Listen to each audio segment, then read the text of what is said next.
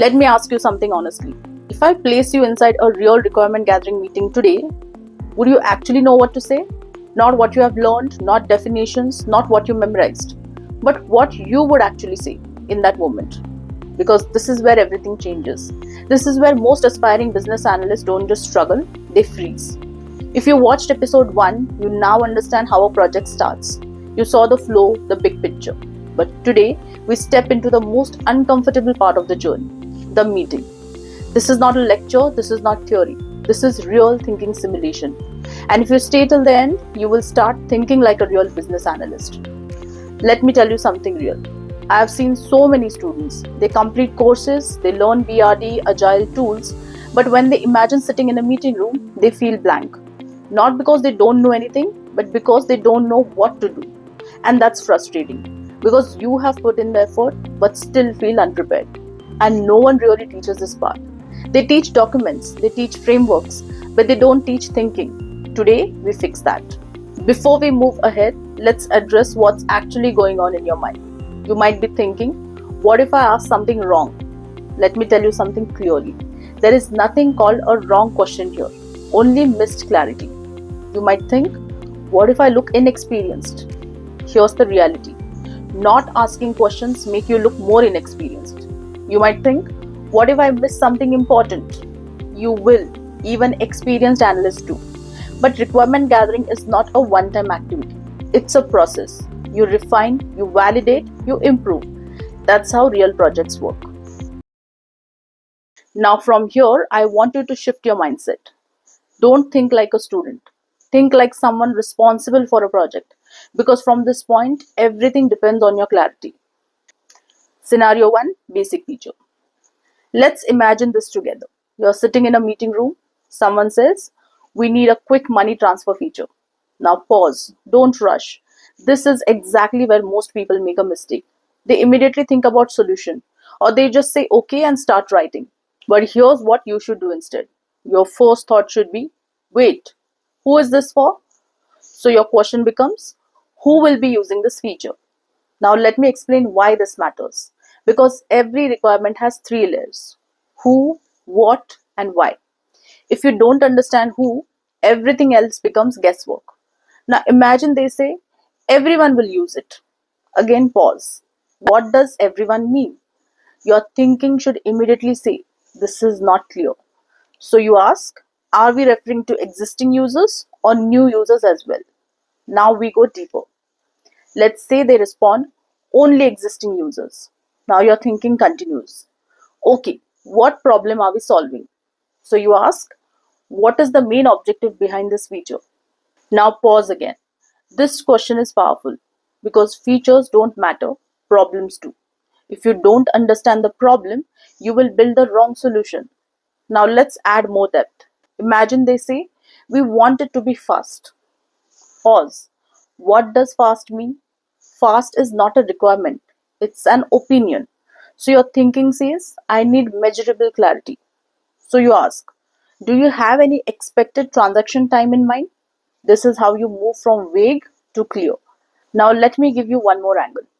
What if this feature is needed on mobile or web or both? So your thinking continues. Where will this be used? And your question becomes, will this feature be available on mobile, web, or both platforms? Now you see what's happening? You're not memorizing questions. You're thinking step by step. And once your thinking is clear, your questions become natural. Scenario 2, vague requirements. Now let's take a more realistic situation. Imagine someone says, we want better user experience. Pause. Be honest. This sounds important, but it means nothing. This is where most beginners get stuck because they don't know what to ask next. But your thinking should guide you. Your first thought, what problem are users facing? So your question becomes, can you share specific challenges users are experiencing? Now imagine they say, the app feels slow. Again, don't stop. Your thinking continues. Where exactly is the issue? So you ask, is the slowness happening during login, transaction, or navigation? Now you're narrowing it down. This is high level thinking. Now take it further. You can ask, do we have any user feedback or data to support this? Because data backed requirements are always stronger. Now let me pause and say something important. If you are understanding this, you're already ahead of most beginners. Scenario 3, confusion and conflict. Now let's handle something real. Different people will say different things. One person wants more features, another wants stability. Now what do? You don't panic, you bring clarity. Your thinking should be, what is the priority? So you say, can we align on what is more critical for this release? This is leadership. You're guiding the conversation. Scenario 4, pressure situation. Now imagine someone says, I don't have time, just build something. This happens a lot. Most beginners either stay silent or rush. But you stay calm. You're thinking, if I don't clarify now, we'll face issues later. So you say, I understand timelines are important, but a few quick clarifications will help avoid rework. Now you're balancing speed and clarity. Let's pause everything. Mistake 1, writing without understanding. Mistake 2, not asking why. Mistake 3, accepting vague answers. Mistake 4, staying silent. Mistake 5, trying to impress. Let me say this clearly. If you don't understand the requirements, your document has no value. Here's the truth. Stakeholders are not always clear. Projects are not always structured. And confusion is normal. Your job is to avoid confusion. Your job is to bring clarity. That's your real value. If you thought BA is just documentation, now you know the reality. It requires thinking, confidence, communication, and most importantly, the courage to ask. Practical framework.